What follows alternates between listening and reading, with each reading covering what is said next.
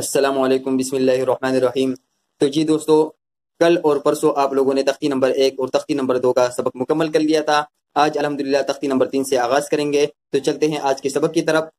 اعوذ باللہ من الشیطان الرجیم، بسم اللہ الرحمن الرحیم۔ جی دوستو، تختی نمبر 3 سے آغاز کرتے ہیں۔ تختی نمبر 3 میں بھی کوئی مشکل ایسی بات نہیں ہے، وہی حرف ہیں جو تختی نمبر 1 میں تھے، یہی پہ ہم دوبارہ اس کو پڑھیں گے۔ وہی حروف ہیں جو تختی نمبر 1 اور 2 میں ہم پڑھ چکے ہیں۔ وہی الف ہے، وہی لام ہے، وہی میم ہے، آپ نے کھینچ کر پڑھنا ہے۔ جس طریقے سے آپ نے تختی نمبر 1 میں دیکھا تھا کہ جس حرف کے اوپر مد آ رہا تھا ہم نے کھینچ کے پڑھا تھا، اس طریقے سے یہاں پہ بھی وہی حروف ہم نے کھینچ کر پڑھیں گے۔ اگر بچوں کو سمجھ میں نہیں آ رہا ہے تو وہی طریقہ جو میں نے آپ حضرات کے سامنے بیان فرمایا تھا کہ بھائی آپ نے چھپا دینا ہے ایک ایک حرف کو۔ جس طرح مثال کے طور پہ یہ یاسین ہے، آپ نے یا ظاہر کر دینی ہے، پھر سین ظاہر کر دینا ہے تو بچہ پہچان لے گا۔ جس طرح حامیم ہے تو ہا آپ نے آدھی چھپا دینی ہے، پھر میم چھپا لینا ہے، بچہ پہچان لے گا کہ یہ حامیم ہے۔ اس میں دو حروف ایسے ہیں کہ وہاں پہ آپ کی تھوڑی سی مشکل پیش آئے گی۔ ایک حرف یہ اوسیم میم، تو یہاں پہ آپ نے سین کی جو آخر میں جو نون کی آواز ہے، یہ نون کی آواز آپ نے صرف اس جگہ پہ نہیں نکالنی، باقی ساری جگہوں پہ آپ نکالو گے۔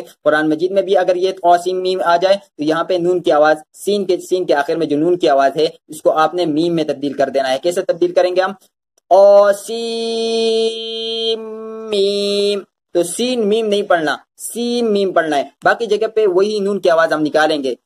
جس طرح مثال کے طور پہ یہ ہو گیا اوسین، صرف اس جگہ پہ ہم نے سین کی جو آخر کی نون کی آواز ہے وہ میم میں تبدیل کر دینی ہے۔ سین نہیں پڑھنا، سین پڑھنا ہے صرف اس جگہ پہ، باقی سب جگہ پہ نون کی آواز آخر میں نکالی جائے گی۔ جس طرح مثال کے طور پہ یہ ہے یاسین۔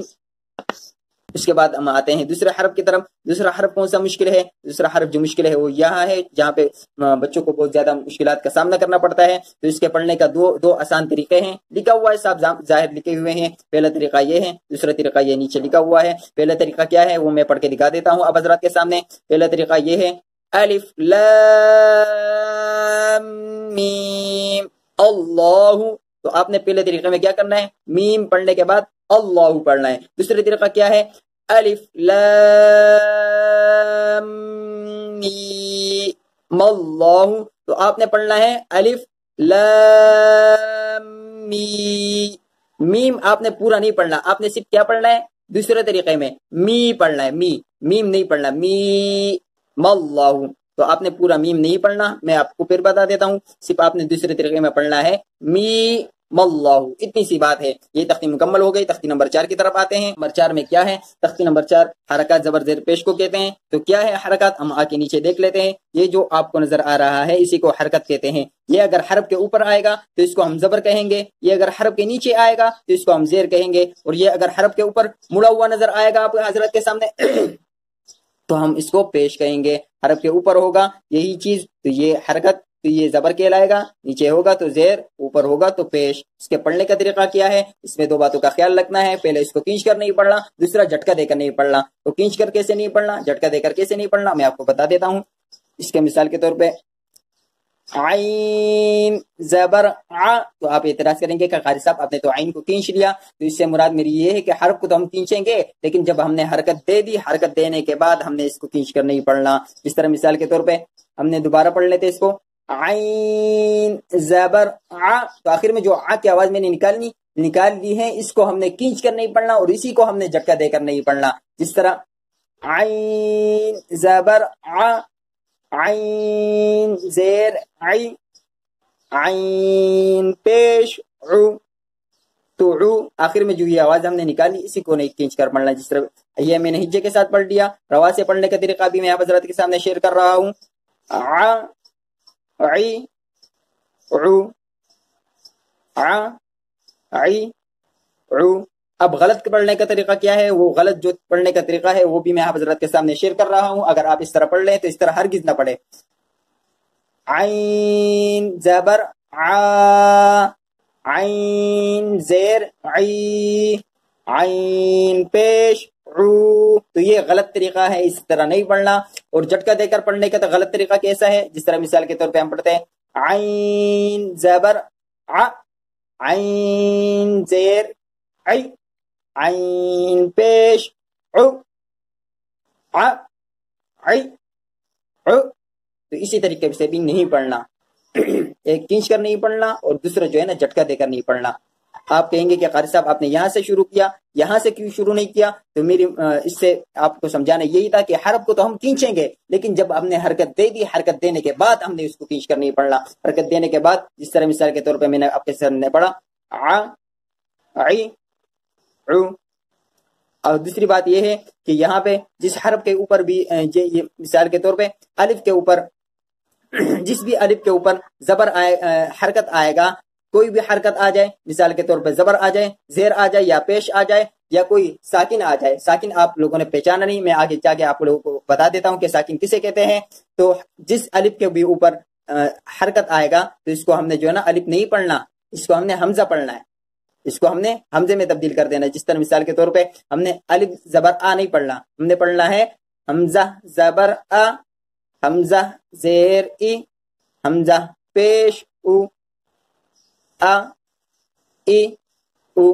मैं दोबारा आप हजरत के सामने बता देता हूं कि जिस हरफ के ऊपर, जिस अलिफ के भी ऊपर जबर जेर पेश आएगा या जज़म आएगा साकिन, तो इसको हमने हमजा में तब्दील कर देना है, उसको हमने अलिफ नहीं पढ़ना।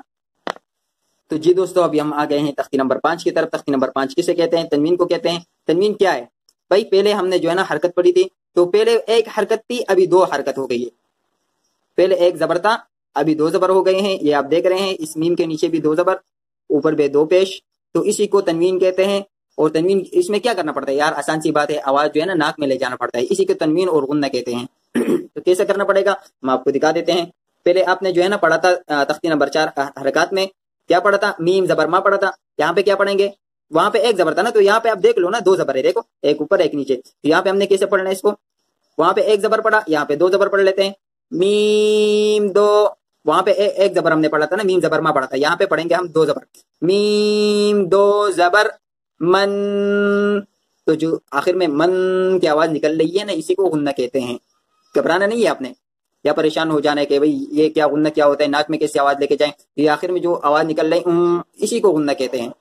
मीम दो जेर मिन, मीम दो पेश मुन, मन मिन मुन।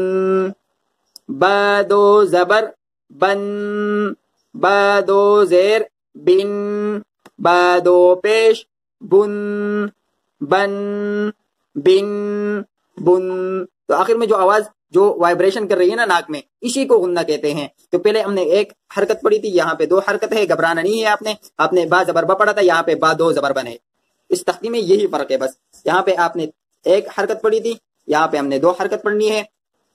बा दो जबर बन, बा दो जेर बिन, बा दो पेश बुन। तो ये था हिज्जे के साथ पढ़ने का तरीका। इसके रवा पढ़ने का तरीका भी आप हजरात नोट फरमा लें। रवा के साथ पढ़ने का तरीका बन बिन बुन, वन विन वुन। यहाँ पे आप हजरात नोट फरमा रहे होंगे कि यहाँ पे जो ये अलिफ आया है, इसका क्या काम है? ये अलिफ, ये या आ रही है यहाँ पे, इसका क्या? तो इसको आपने नहीं देखना है, ऐसे समझो कि ये यहाँ पे है ही नहीं। सिर्फ आपने इससे काम रखना है जिसके ऊपर जो है ना ये दो जबर आया हुआ है, बस इसकी तरफ आपने नहीं देखना है, इस अलिफ की तरफ आपने देखना नहीं है। अब हम आ जाते हैं तख्ती नंबर 6 की तरफ। तो तख्ती नंबर 6 में क्या है? घबराना नहीं है, वही पिछला सबक है। 4-5 तख्तों में जो सबक गुजर चुका है वही ये है। क्या है? हमने आपको बता दिया था कि ये इस अलिफ को हमने पढ़ना है हमजा, यहाँ पे हमने इसको हमजा पढ़ना है, वही जबर पढ़ना है। जिस तरह के मिसाल के तौर पे हमने यहाँ पे पढ़ लिया था, ये आप देख सकते हैं, हमजा जबर आ। अच्छा भाई, ये आ गया बा जबर बा, क्या बना? अबा। अच्छा भाई, अब यहाँ पे आपने आना है, ये दाल दो जबर दन, तो मुकम्मल क्या बना? अबदन। तो वही तरीका यहाँ पे आप इख्तियार करें जो तख्ती नंबर 1 में मैंने 2 में आपको बताया था कि अगर बच्चों को समझ में नहीं आ रहा है तो आपने ये दो हर्फ छुपा देने हैं। तो बच्चा पढ़ेगा हमजा जबर आ, ये फिर बीच वाला समझ में नहीं आ रहा है तो आपने ये दोनों जो है ना छुपा देने। मेरे एक हाथ में मोबाइल है तो इसलिए मैं आपको नहीं बता सकता, आप बेहतर तरीके से इसको कर सकते हैं। मैंने आपको सिर्फ तरीका बता दिया, आप इस तरीके पे करें। तो बच्चा कहेगा हमजा जबर आ, बा जबर बा, अब मिला के पढ़ो अबा, दाल दो जबर दन, अबदन, وہی چیزیں ہیں. یہ دال دو زبردن بھی آپ نے اس تختی میں پڑھ لیا ہوگا, اور یہ با زبر با بھی آپ تختی نمبر 4 میں پڑھ چکے ہیں. وہی حمزہ زبر وہ بھی آپ تختی نمبر 4 میں پڑھ چکے ہیں. وہی چیزیں یہاں پہ دوبارہ آپ حضرات کے سامنے, کوئی بھی جو ہے نا نیا لفظ نہیں ہے, وہی ہے. لیکن سب صرف آپ نے بچوں کے سامنے جو ہے نا, اگر بچوں کو سمجھ میں نہیں آ رہا ہے تو آپ نے کرنا یہ ہے کہ ان کو علیحدہ علیحدہ مطلب یہ ایک ایک چیز دکھانی ہے, تو بچے کے سمجھ میں خود آٹومیٹکلی جو ہے نا وہ بیٹھ جائیں گے انشاءاللہ. اسی طریقے سے میں ایک اور لفظ بھی آپ حضرات کے سامنے پڑھ لیتا ہوں تاکہ آپ کو کوئی پریشانی نہ ہو. یہ الف جو آپ کو نظر آ رہا ہے, میں نے آپ کو بتا دیا تھا کہ اس کو ہم جب حرکت اس کے اوپر آئے گی تو ہم اس کو حمزہ میں تبدیل کریں گے.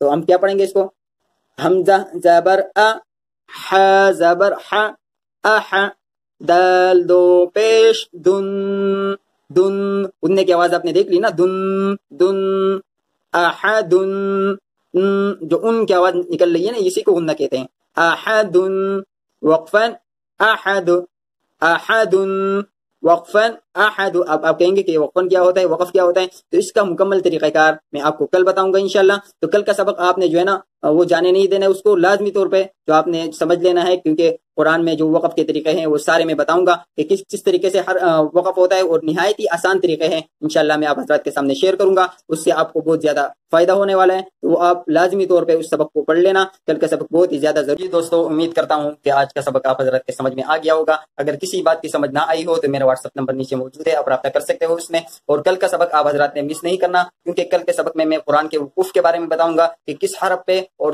کس حروف پہ مطلب کس طریقے سے وقف کیا جاتا ہے, وہ میں آپ کو ساری ڈیٹیل کے ساتھ بتاؤں گا. کل کا سبق آپ نے مس نہیں کرنا. اسی کے ساتھ اجازت چاہتے ہیں, انشاءاللہ کل ملاقات ہوئی اگر اللہ نے چاہا تو.